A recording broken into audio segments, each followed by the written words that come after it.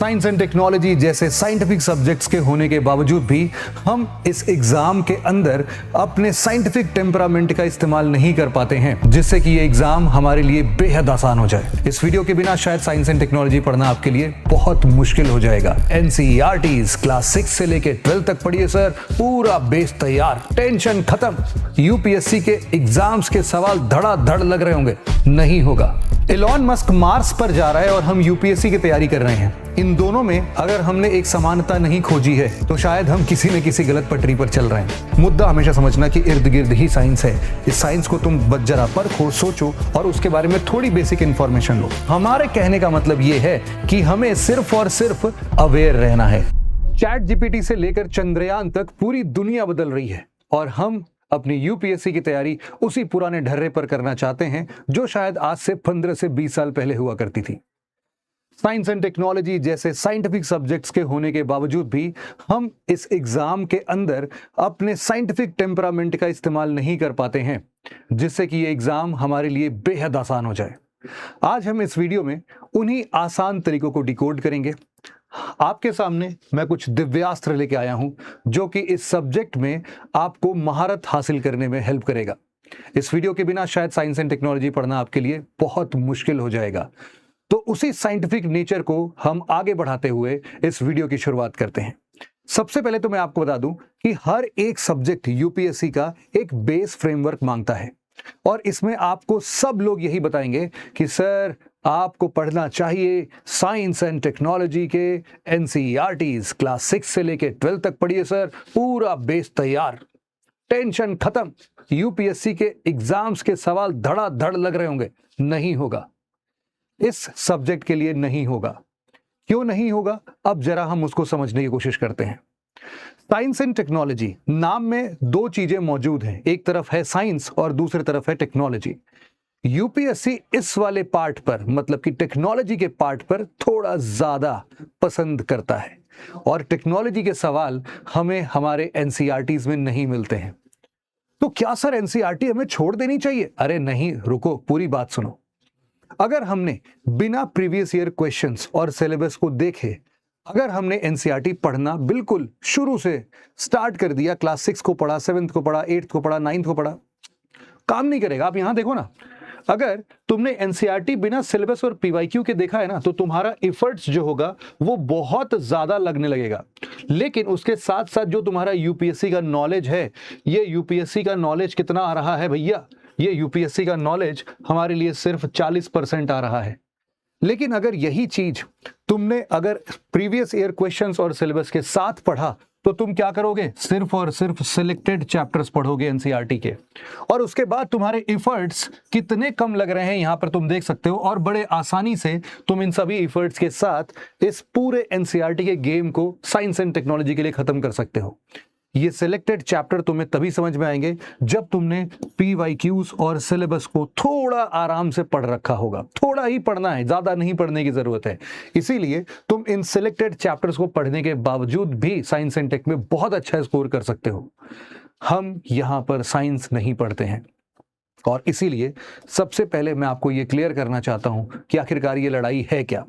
Science and technology की लड़ाई क्या है इस एग्जाम के लिए। साइंस जहां पर एक तरफ हम लोग फिजिक्स, केमिस्ट्री और बायोलॉजी की बात करते हैं, वहीं टेक्नोलॉजी पे हम कुछ बहुत खतरनाक से वर्ड जिसको शायद हमने लाइफ में कभी सुना होगा लेकिन पढ़ा कभी नहीं होगा, वैसे सब्जेक्ट्स आते हैं। Biotechnology, space technology, defence technology, artificial intelligence, communication technology, और इसके बाद तो बहुत सारी चीजें और भी हैं। मैंने तो कुछ ही चैप्टर्स के नाम लिखे हैं। अब यहां पर मुद्दा यह है कि सर इनको तो हमने कभी पढ़ा नहीं है और ना ही ये हमें कभी भी हमारे एनसीईआरटीज में मिलने वाले हैं, तो हम इनको कवर करेंगे कैसे? नहीं, हमें ना सबसे ज्यादा जिस पे फोकस करना है वो है बायोलॉजी। सबसे ज्यादा फोकस करने का सब्जेक्ट है, और ये भी ऐसा नहीं कि तुमने सारे टॉपिक्स पढ़ लिए, बहुत चुनिंदा टॉपिक्स। स्पेसिफिकली तुम सिर्फ और सिर्फ सेल का चैप्टर पढ़ लो बस। सेल के चैप्टर पढ़ने के बाद तुम डीएनए के बारे में पढ़ लो, और एक बार तुमने डीएनए पढ़ लिया ना, तो तुम्हारा बायोटेक्नोलॉजी का कॉन्सेप्ट अपने आप क्लियर होने लगेगा। ये एक ऐसा सब्जेक्ट है जहां पर तुम भले ही डिफेंस टेक्नोलॉजी को कभी भी एनसीईआरटी में नहीं पाते होगे, लेकिन प्लेन उड़ता कैसे है इसके पीछे का जो आर्किमिडीज प्रिंसिपल है तुम उसको जरूर पढ़ते होगे, जो कि एनसीईआरटी में ही दिया हुआ है। हम लोग कम्युनिकेशन टेक्नोलॉजी पढ़ते हैं जिसके अंदर में हमारे पास में बहुत सारे वेव्स होते हैं, लेकिन इन वेव्स के पीछे जो बेसिक एप्लीकेशन छिपा हुआ है वो हमें मिलता कहां से है? एनसीईआरटी से मिलता है। तो कहने का मतलब यह है कि अगर हम एनसीईआरटी के इन सिलेक्टेड चैप्टर्स के बेसिस को क्लियर कर लेंगे तो हमारा बहुत सारा काम क्लियर हो जाएगा, और ये बहुत कम है, बिलीव मानो, बहुत कम हिस्सा है एनसीईआरटी का। अब अगला मुद्दा आता है हमारा कि ठीक है, मुझे ये बात समझ में आ गई कि यूपीएससी फिजिक्स से सवाल नहीं पूछता है, केमिस्ट्री से सवाल नहीं पूछता है, लेकिन बायोलॉजी से कुछ कुछ सवाल डेफिनेटली पूछता है और ज्यादातर बायो से सवाल आते हैं। अब जब मैं बोल रहा हूं कि फिजिक्स और केमिस्ट्री से सवाल नहीं पूछता है, तो कुछ लोग नीचे कॉमेंट सेक्शन में ये बता सकते हैं कि सर ये सवाल आया है, ये सवाल आया है। उनके नंबर पिछले 20 सालों में इतने कम हैं कि उसके चक्कर में अगर तुमने फिजिक्स और केमिस्ट्री पढ़ना स्टार्ट कर दिया तो शायद ये हमारी बहुत बड़ी बेवकूफ़ी होगी, और इसी को हम बोलते हैं lack of scientific temperament. Elon Musk Mars पर जा रहा है और हम यूपीएससी की तैयारी कर रहे हैं। इन दोनों में अगर हमने एक समानता नहीं खोजी है तो शायद हम किसी न किसी गलत पटरी पर चल रहे हैं। तो इसीलिए मैं बोल रहा हूं बहुत सिलेक्टिव हमें पढ़ना होता है इस सब्जेक्ट के लिए। इस सेलेक्टिव सब्जेक्ट्स को तुम अगर डिफिकल्ट पा रहे हो कि कैसे पढ़ें, क्या अंदाजा लगाएं, तो कोई बात नहीं, मैं हूं यहां पर तुम्हारे लिए साइंस एंड टेक्नोलॉजी को इजी बनाने के लिए। मैं तुम्हें बड़े आराम से साइंस एंड टेक्नोलॉजी इस प्रारंभ बैच में पढ़ाता हूं, और यहां पर मैं तुम्हें मिलूंगा इन सभी प्रॉब्लम्स के सॉल्यूशन के साथ में। तो तुम्हारा बस मैं 1 मिनट लेता हूं और मैं ब्रीफली तुम्हें बस बता देता हूं कि हमारा एक बहुत ही शानदार कॉलेज के साथ का 3 साल का प्रोग्राम है। तुम 12th का एग्जाम देके बस अभी बाहर निकले हो और तुमको एक ऐसा प्रोग्राम चाहिए जो कि तुम्हारे प्रीलिम्स, मेंस और इंटरव्यू तीनों को कॉम्प्रिहेंसिवली कवर कर दे, तो ये वही बैच है। अब तुम अगर इंग्लिश मीडियम में पढ़ना चाहते हो या हिंदी मीडियम में पढ़ना चाहते हो, ये दोनों ही लेवल्स में तुम्हें अवेलेबल हो जाता है। नीचे डिस्क्रिप्शन में मैंने लिंक में सारी इंफॉर्मेशन को बड़े डिटेल तरीके से मेंशन कर दिया है, तो तुम चाहो तो उस पर क्लिक करके इस बैच के बारे में फर्दर इंफॉर्मेशन भी ले सकते हो। हमारा जो तीसरा सबसे बड़ा प्रॉब्लम है वो है फैक्ट्स और एप्लीकेशन का। अब शायद तुम्हारे लिए बहुत मुश्किल हो इस बात को समझना, लेकिन मैं तुम्हें एक आसान भाषा में एक एग्जाम्पल के थ्रू मैं तुम्हें समझाने की कोशिश करता हूं। हम लोग ना कई बार फैक्ट्स के पीछे भागते हैं, जैसे कि अर्थ और सन के बीच में कितनी दूरी है, हमें इसका अंदाजा होना चाहिए, लेकिन अंदाजा ही होना चाहिए सिर्फ। अगर वो एग्जैक्ट फिगर हमें नहीं भी पता तो भी हमारा सारा काम हो सकता है। जैसे कि हम स्पीड ऑफ लाइट की बात करते हैं। स्पीड ऑफ लाइट हमें बस इतना पता होना चाहिए कि शायद इससे तेज वैक्यूम में कुछ नहीं चल सकता। जरूरी नहीं है कि हमें ये 299792458 मीटर पर सेकेंड ये वैल्यू पता हो। ये फैक्ट है, इसका कोई काम नहीं है, लेकिन ये बेसिक नोशन होना कि स्पीड ऑफ लाइट वैक्यूम में जितनी तेज चलती है, शायद उससे तेज इस दुनिया में कोई भी ऑब्जेक्ट नहीं ट्रैवल कर सकता है, कुछ भी ट्रैवल नहीं कर सकता। ये कॉन्सेप्ट है। अगर हम एप्लीकेशन की बात करेंगे इसमें, तो हम बहुत सारे ऐसे एप्लीकेशंस इन लाइट के थ्रू हम बात कर सकते हैं अपने फाइबर ऑप्टिक्स की। ये वही फाइबर ऑप्टिक्स है बेटा जो तुम्हारे घर में इंटरनेट के कनेक्शन के लिए इस्तेमाल होता है। ये यही इर्द गिर्द चीजें पड़ी हुई हैं। हमारे रोजमर्रा की जिंदगी में हम साइंस एंड टेक्नोलॉजी को बहुत इस्तेमाल करते हैं, लेकिन हम मिस कर जाते हैं उसके पीछे के साइंस को समझना। और यही मेरा काम होगा यहाँ पर कि मैं तुम्हें इस साइंस के पोर्शन में सबसे बेसिक्स आइडियाज दूंगा तुम्हें। फिलहाल के लिए अगर तुम ये आइडिया खुद से भी देना चाहते हो, तो आज के जमाने में बहुत सारा ऐसा आर्टिफिशियल इंटेलिजेंस अगेन एक साइंस का ही मुद्दा है, जहां पर तुम इन सब चीजों के बारे में आसान भाषा में चीजों को समझ सकते हो। तो अगर तुम मेहनत खुद से भी करना चाहते हो तो इट्स वेल एंड गुड, कोई दिक्कत नहीं है, लेकिन मुद्दा हमेशा समझना कि इर्द गिर्द ही साइंस है। इस साइंस को तुम जरा परखो, सोचो और उसके बारे में थोड़ी बेसिक इंफॉर्मेशन लो। जब भी हम मेंस की बात करते हैं ना, तो मेंस की बात अभी मैं बस अपने 5वें पॉइंट में करूंगा। 2 मिनट के लिए बस मुझे और टाइम दे दो। यहां पर हम बात करते हैं अपने चौथे पॉइंट की कि हमें स्टैटिक और करंट अफेयर दोनों के बारे में सोचने की जरूरत है इस सब्जेक्ट के लिए स्पेसिफिकली।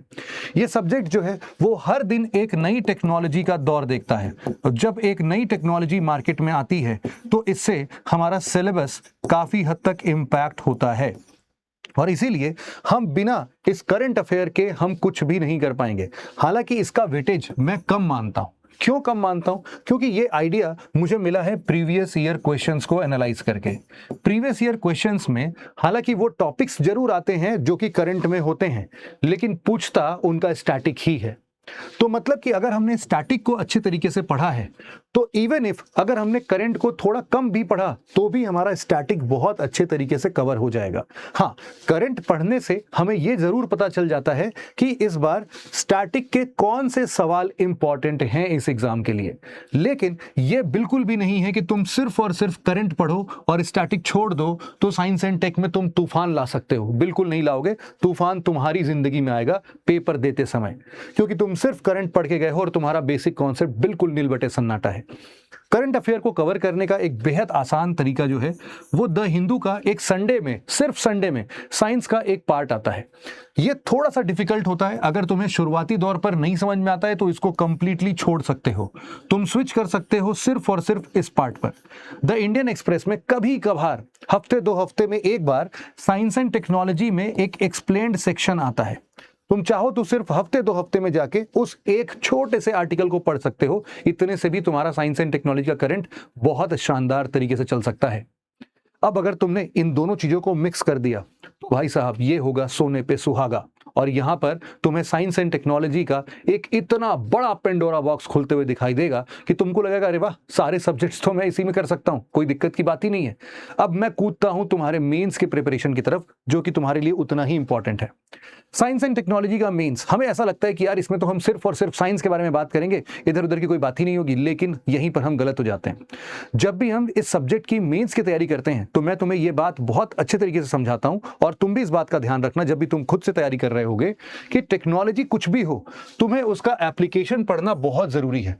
और एक बार एप्लीकेशन पढ़ लिया तो ये आइडेंटिफाई करना बहुत जरूरी है कि इसका हेल्थ में क्या इस्तेमाल है। फॉर एग्जाम्पल, मान लो तुमने बायोटेक्नोलॉजी पढ़ लिया, लेकिन बायोटेक्नोलॉजी हेल्थ में कैसे काम आता है, बायोटेक्नोलॉजी का एजुकेशन में क्या रोल है, बायोटेक्नोलॉजी एग्रीकल्चर में कैसे काम आ सकता है, इसको पढ़ना बहुत जरूरी है। अब ये चीज किसी के भी साथ हो सकता है। फॉर एग्जाम्पल, चलो मैं यहां पर स्पेस टेक्नोलॉजी लिख देता हूं।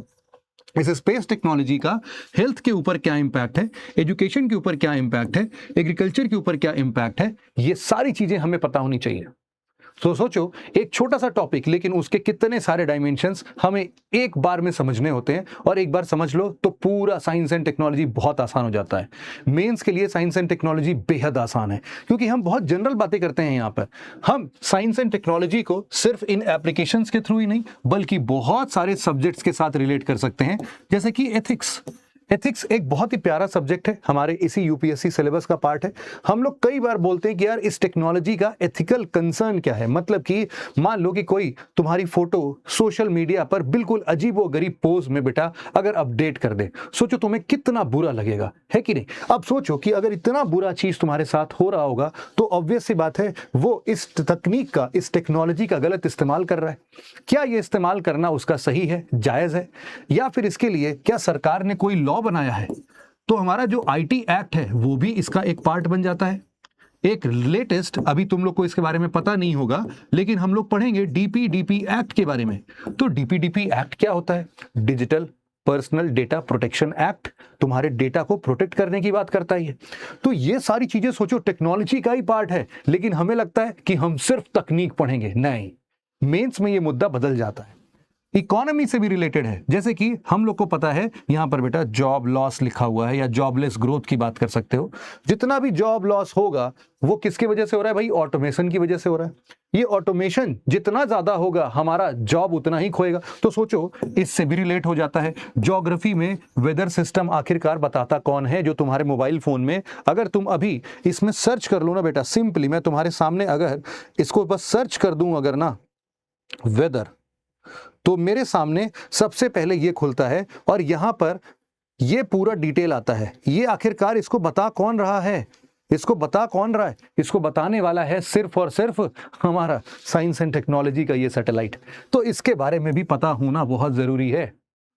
तो हमारे कहने का मतलब ये है कि हमें सिर्फ और सिर्फ अवेयर रहना है, साइंटिफिक टेम्परामेंट डेवलप करना है, सिर्फ इस सब्जेक्ट के लिए नहीं बल्कि इस पूरे यूपीएससी प्रिपरेशन के लिए।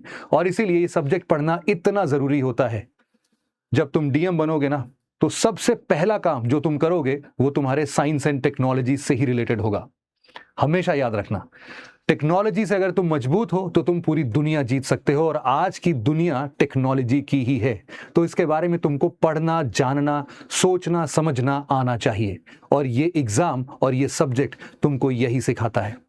आई होप कि तुम्हें ये वीडियो से बहुत कुछ सीखने को मिला होगा और तुम इस सब्जेक्ट के लिए सुपर एक्साइटेड होगे पढ़ने के लिए। हम बहुत ही जल्द मिलेंगे और इस सब्जेक्ट की शुरुआत और आगे और अच्छे तरीके से करेंगे। आज के इस वीडियो में इतना ही था। Thank you so much for listening it very patiently friends. Have a nice day, take care, bye bye and Jai Hind.